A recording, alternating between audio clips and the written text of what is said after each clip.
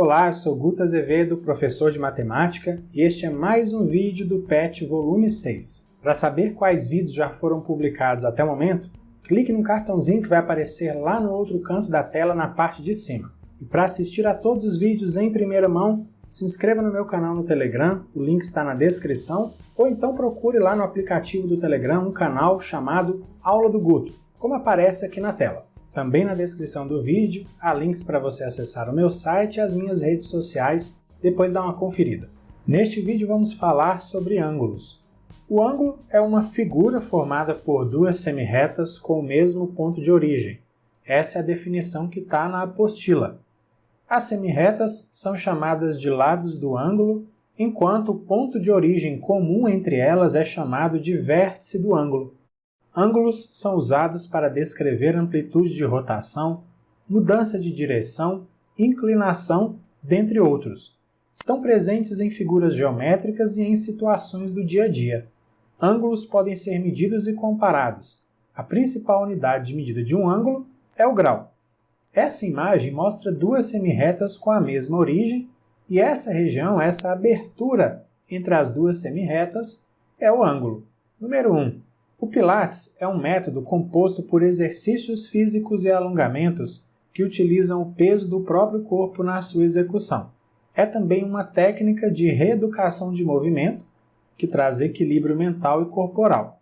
Karina está assistindo uma sessão de Pilates e percebeu que todos os movimentos feitos com o corpo formam ângulos com aberturas de diversos tamanhos. Ela, muito curiosa, resolveu verificar a medida desses ângulos. Observando as imagens, avalie os ângulos formados entre as pernas, braços e o tronco da pessoa. Veja essas imagens.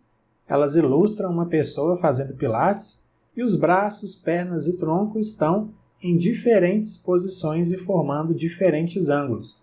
Para facilitar, vamos numerar essa sequência de imagens, tá bom? E outra coisa. Seguindo a orientação do que está no texto, nas respostas que vão ser dadas nessa atividade, eu vou considerar apenas os ângulos formados no próprio corpo e pelo próprio corpo da pessoa, tá bom? Tipo, eu não vou considerar ângulos formados entre o corpo e a horizontal, que representa o chão. Responda às questões a seguir. Letra A. Algum dos ângulos aparenta ser um ângulo reto? A resposta é sim. São os dois ângulos indicados em vermelho nas imagens 1 e 3. Letra B. Qual é a imagem que apresenta o ângulo de menor abertura?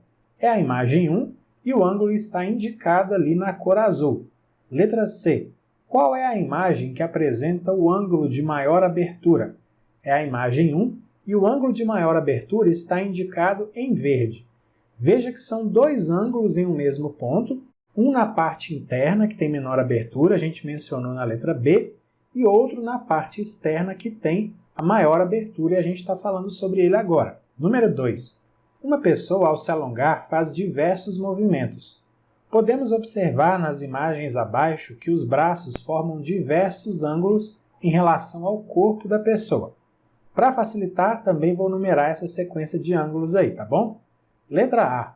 Qual dos bonequinhos tem maior flexibilidade ao fazer os movimentos? Eu diria que é o bonequinho B, pois é o que faz o maior ângulo com a abertura de um dos braços, é o ângulo que está indicado ali no número 4. Letra B. Você conseguiria estimar as medidas dos 6 ângulos indicados nessas imagens? Estimar não é dar medida exata, tá bom? Mas eu acho que a maioria aí dá para a gente dizer exatamente a medida. Os ângulos 1, 2, 3 e 5 medem 90 graus. O ângulo 4 mede 180 graus, é a metade de um giro completo, e o ângulo 6 me parece medir a metade de 90 graus, então 45 graus, mas isso é realmente uma estimativa. Letra C. É possível medir essas aberturas? Como?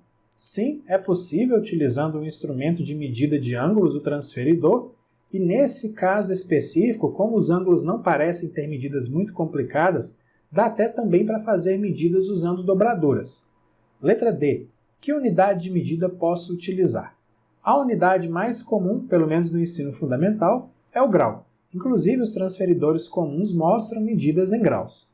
Letra E. Quais são os nomes dos 6 ângulos indicados nessas imagens? Os ângulos 1, 2, 3 e 5, que tem uns quadradinhos lá no desenho deles, são classificados como ângulos retos. O ângulo 4 é classificado como ângulo raso e o ângulo 6 tem medida menor que 90 graus, então ele é classificado como ângulo agudo. Número 3. Tudo que enxergamos está em uma determinada região chamada campo de visão. Esse campo de visão é estabelecido pelo ângulo de visão, que corresponde à abertura estipulada pelos limites de nossos olhos. O campo de visão pode ser classificado como monocular, visão de um olho, ou binocular, 2 olhos. No caso de nós humanos, podemos enxergar cerca de 180 graus para frente, sendo que nossa percepção de profundidade é demarcada pelo ângulo de interseção dos 2 olhos, ou seja, 120 graus à frente, como podemos observar na figura. Você reparou? Na primeira imagem, a gente vê o ângulo de visão de um olho. Já na segunda imagem, a gente vê o ângulo de visão com os 2 olhos e tem um ângulo central de 120 graus que ocorre na interseção dos 2 ângulos de 150 graus de cada um dos olhos. Nas câmeras fotográficas, por exemplo, a escolha da espessura da lente determina o ângulo visual da imagem e a distância a qual a imagem deve ser focada, para ficar mais nítida. Nessa imagem dá para perceber que quanto maior é a distância entre a imagem e a câmera, menor é o ângulo de abertura da lente. E quanto menor é a distância entre a imagem e a câmera, maior tem que ser o ângulo de abertura da lente para conseguir dar o foco nessa imagem. A tabela abaixo mostra algumas opções de lentes e suas medidas aproximadas. Veja a tabela e vamos tomar aí como exemplo a última coluna. Ela indica que para uma imagem que está distante mais do que 35 metros, o ângulo aproximado de abertura da lente é de 20 graus e a espessura da lente apropriada seria a de 16 milímetros. Agora vamos ajudar um fotógrafo a escolher a lente mais adequada para cada uma das fotografias que ele foi contratado a fazer. De acordo com a medida do ângulo, consulte a tabela para descobrir a lente. Letra A.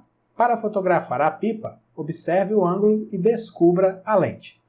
Nessa imagem aí tem um transferidor. E as marcações no transferidor, que são essas linhas retas, indicam aí intervalos de 10 em 10 graus. Então, o ângulo tem medida aproximada de 20 graus, pouquinho menos talvez, mas é por aí. Nesse caso, a lente mais indicada, de acordo com o que está na tabela, é a de 16 milímetros. Letra B. Agora observe o ângulo formado para a segunda foto.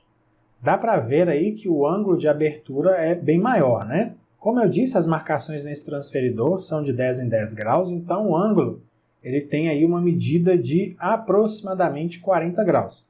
E de acordo com a tabela, a lente mais indicada é a de 8 milímetros. Número 4. Uma professora deseja fotografar sua classe de maneira que todo o fundo da sala, MN, apareça na foto.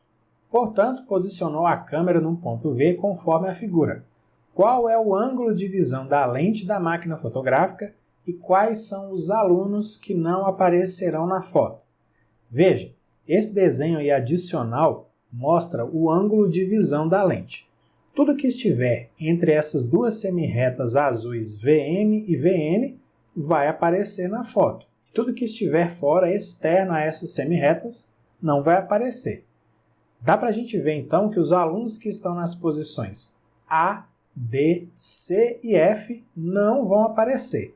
Os que estão ali nas posições G e I, se você olhar, eles precisam se posicionar direitinho para entrar no campo de visão, senão eles também podem ser cortados. Para medir esse ângulo e você ver direitinho, eu vou usar aí um transferidor, mas aí eu tenho que tirar a imagem da sala de aula e deixar só o ângulo para facilitar a visão. Veja só, retirei a imagem e agora a gente consegue ver o ângulo direitinho para a gente medir. Aí agora eu posiciono o meu transferidor virtual. Você pode fazer isso com o seu transferidor que você tem em casa, caso você tenha um. E eu vou medir nesse sentido aí da seta verde. Olhando direitinho ali para o transferidor, dá para ver que o ângulo mede 55 graus. Não é a medida exata, é aproximada, porque na verdade acho que é alguma coisa entre 54 e 55 graus, mas não tem problema a gente arredondar para 55 graus não. Então é isso, finalizamos aqui mais uma sequência de atividades do PET volume 6. Se você gostou e claro, se quiser, curta e compartilhe esse vídeo com outras pessoas. E não esquece de dar uma olhada nos links que aparecem na descrição. Grande abraço para você, bons estudos e até a próxima. Tchau, tchau!